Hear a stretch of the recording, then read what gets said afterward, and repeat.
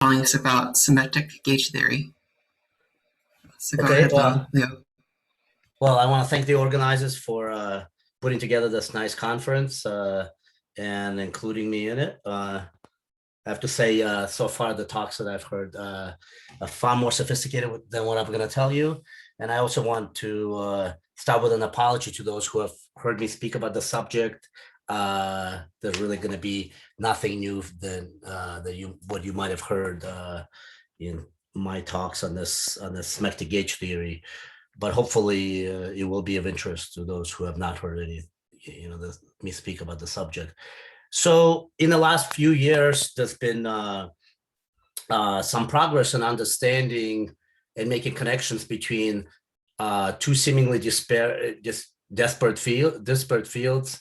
On one hand, topological defects in crystals and elasticity in general, and on the other hand, gapless fractonic gauge theories.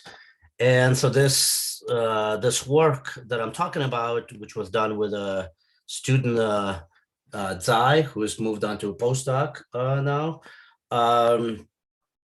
is sort of a progress in that quest, but moving on to other elastic media, such as the Smectic liquid crystal-like states. So, part of the motivation is, and maybe of interest to this conference, participants of this conference, comes from the fractonic physics.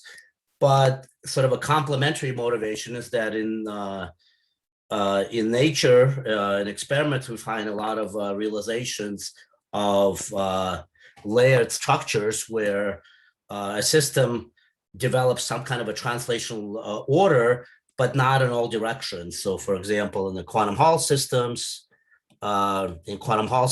where you have a partially filled high Landau level, you might there's a beautiful experiment by Eisenstein go back to the 90s that discovered these layered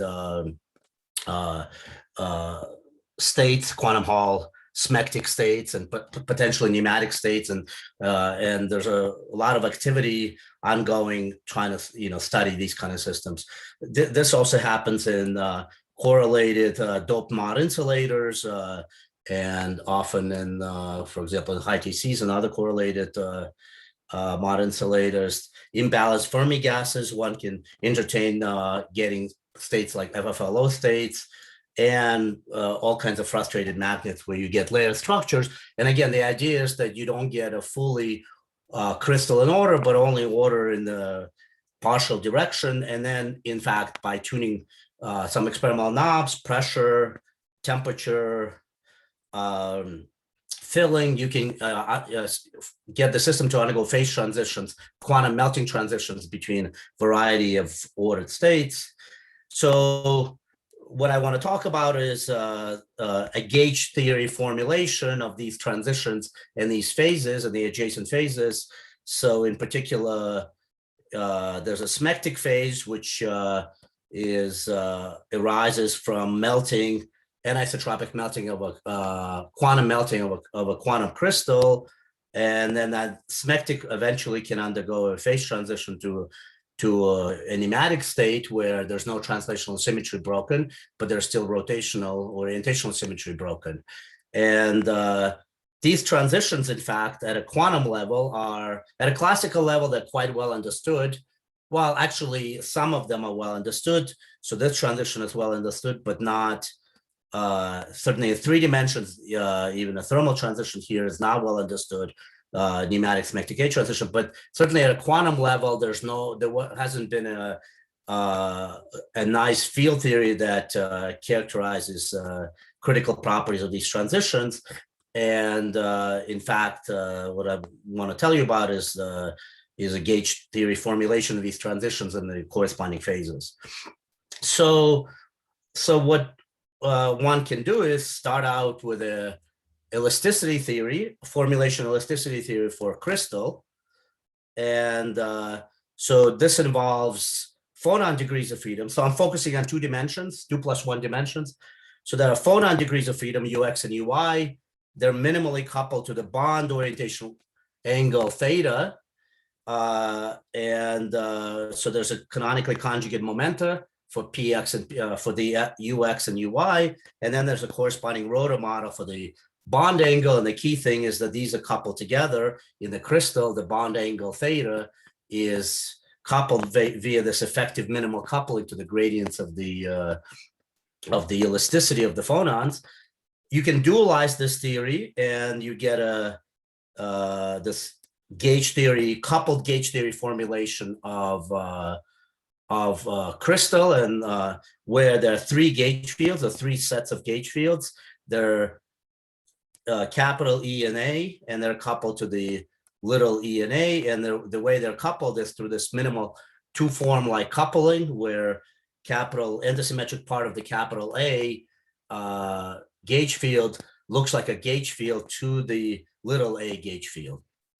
And then the sources, they also are sourced by the dislocations and disclinations, or in the language of fractons, it is just dipoles and charges of this gauge theory.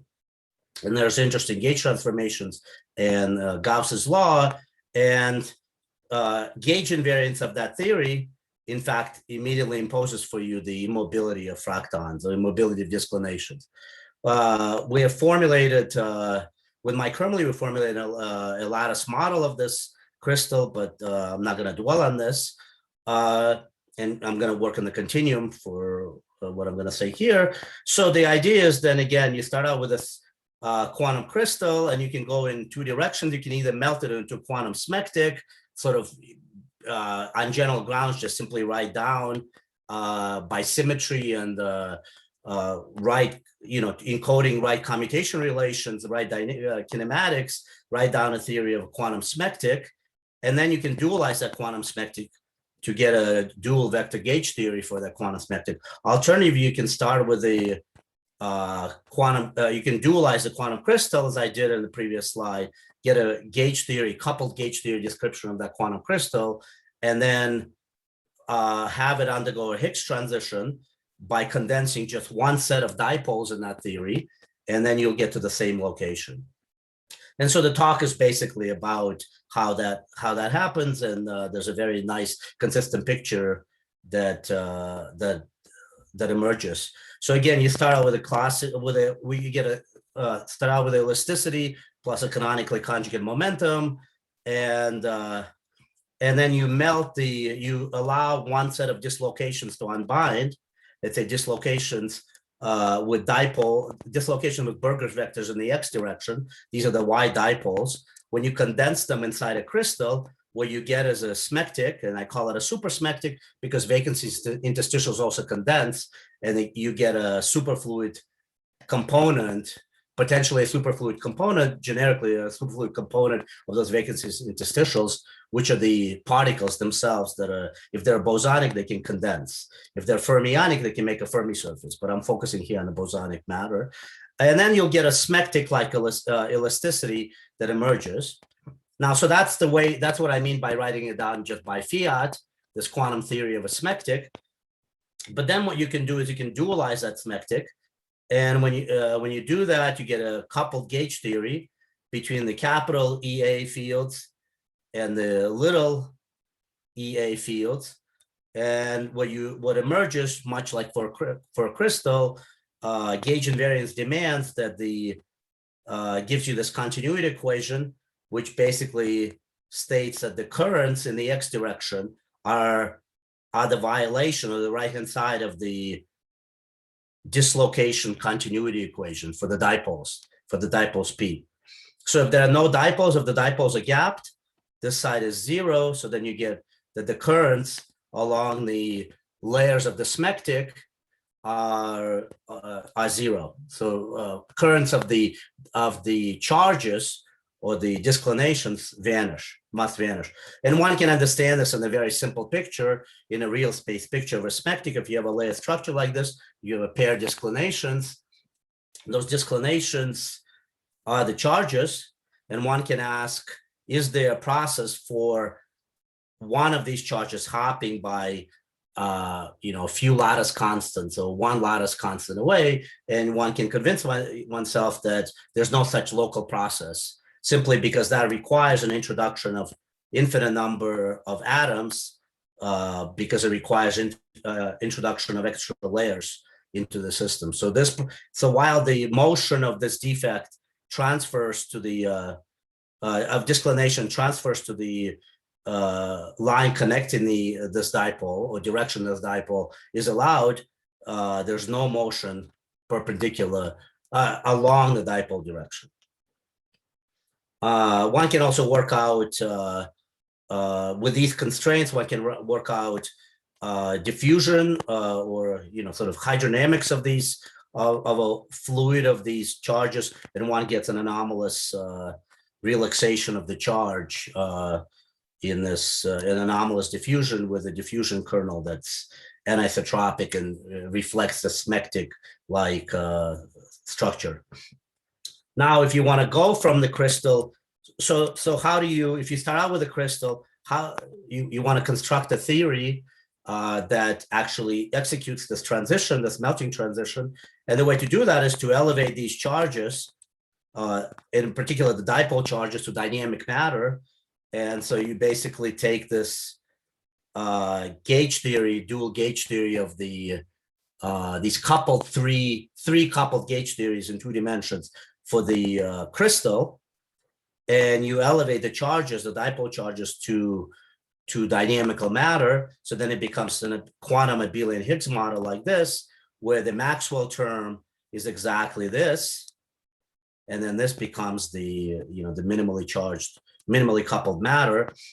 And then what you do is, depending on this potential allows actually, the Landau potential allows a couple of possible transitions depending on the ratio, one ratio of the quartic parameters in there. You can either allow both, if you retain the symmetry, then you allow both this dipoles to condense. But if you in a range of parameters, you can have that only one set of dipoles condenses and the other one does not. And when you do that, when both condense, you go to a pneumatic phase. But when one of them condenses, you go to a Smectic state. And so that Higgses out or gaps out the corresponding vector potential. And so then the dual gauge theory of the Smectic is simply a dual gauge theory of a crystal with one of those gauge fields set to 0. And so indeed you get exactly what we got before by dualizing the Smectic. And then you can go further. You can go from a Smectic to a pneumatic. You can now condense the other set of charges. And if you condense the other set of dipoles, psi x, then you gap out the remaining capital A translational gauge degree of freedom. And what you get is, not surprisingly, is just the usual Maxwell theory coupled to the disclinations. And so that's certainly, well, that should remind you that's familiar to just an ordinary XY model. That XY model is described in the pneumatic state, is dual to the pneumatic XY model. To the XY model describes the pneumatic state. One can generalize this, and this is what I've been doing beyond this work more recently, although this dates back to 2018, and there was also a nice paper. It was also discussed by Kumar and Potter, and more recently by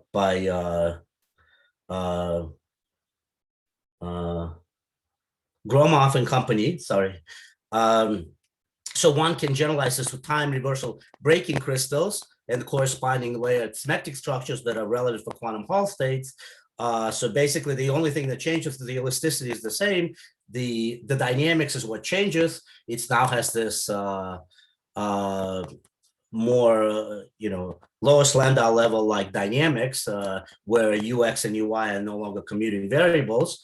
And so if you dualize this, you get a gauge theory that has a funny Maxwell term, B cross dBdt, and the dynamics now is no longer relativistic, but omega goes as q squared. And what one can do is try to use that to melt that kind of a Wigner crystal to try to get to the quantum Hall stripes. These are the kind of stripes that I discussed, that was discovered by Eisenstein. It was studied by Kulikov and Mosner and company, and Chalker and Mosner, and then Matthew Fisher and McDonald.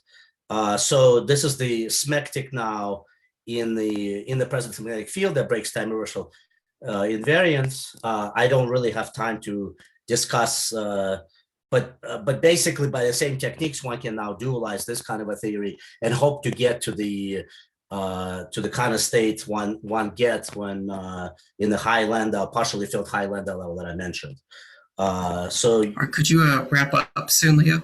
Yeah, so this is the last slide up to the summary. Great, so thanks. One is hoping kind of the global picture that this kind of a formulation allows you to have is in the time reversal breaking scenarios that start out with a Victor crystal, you can go to a incompressible Smectic, then you can proliferate vacancy interstitial and go to compressible Smectic, and then to a pneumatic, and then finally to isotropic state. If you were doing this with fermions, this state would be some analog of the Halpern-Lee-Reed, or well, morally would be the Halpern-Lee-Reed state. So let me just flash up the summary, and thank you for your attention.